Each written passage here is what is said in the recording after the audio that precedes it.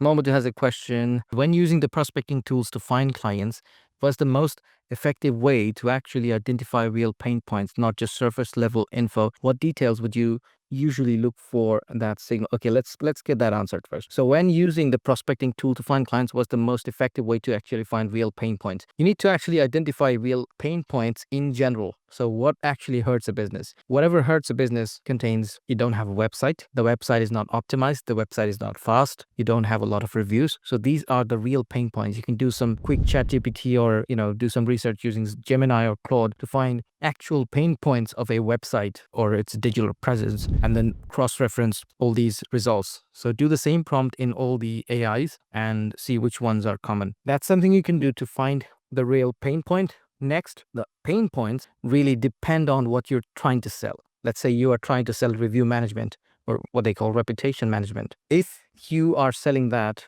the pain point would be the business doesn't have a lot of reviews. You don't have to find, okay, they don't have enough citations, they don't have good website, they don't have a fast website. So the real pain point for you, because you're selling that service only, that would be that they don't have enough reviews. So I hope I made my point.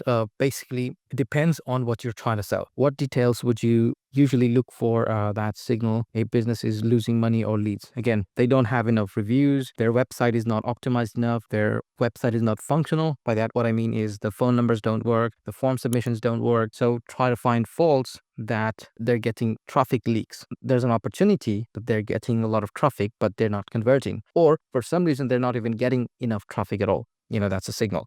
How do you connect those insights to a clear problem they'll recognize immediately? So you need to make them think why the problem they have is an opportunity, right? Let's say they don't have enough reviews. You can just screenshot a couple of competitors, say, hey, this guy is your competitor. They live in the same area, very similar business, and they have way more reviews than you. And that's the only reason they're getting more business than you, because maybe you're getting traffic, not as much as him, maybe more than him, but you're not able to convert because you have less reviews. You have only 30 reviews, where that guy has 150 reviews. So you need to fix it fast. That's basically how we do that. What's the best way to present that to a potential client without sounding salesy or assumptive? Interesting. I usually rely on Loom. So Loom has helped me more than anything. We used to do prospecting. Like, let's say I'm doing cold out. Think of a scenario where I am doing prospecting to sell my Google Ads service to local businesses. Every day I will find out 10 prospects who are running Google Ads and their ads are not optimized. So what I will do is I'll just shoot a quick Loom video. Maybe it will be a minute long, maybe it will be a couple of minutes, maybe it will be 3-4 minutes,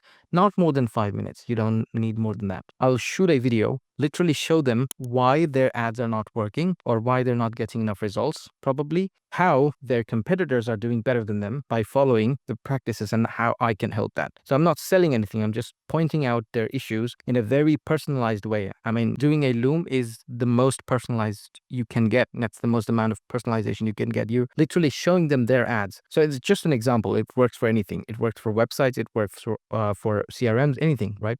So you can do a quick Loom video of the pain point. So if you're doing prospecting tool, just show them the report, do a quick video and just send it to them. Just do 10 every day and you're doing like 100 every 10 days, 300 every month. So if you keep doing that consistently, there's no chance that you won't be successful. So you'll obviously be very successful if you are consistent with that. Consistency is the key here. Asim had another question. What about prospecting tools so that I get details of leads and then cold outreach them? Yes. So I think I covered that in this question. So prospecting tool is a good start, but it always depends on what you're trying to sell. If you're trying to sell something of which the pain point is not covered by the prospecting tool, I think you should try another way.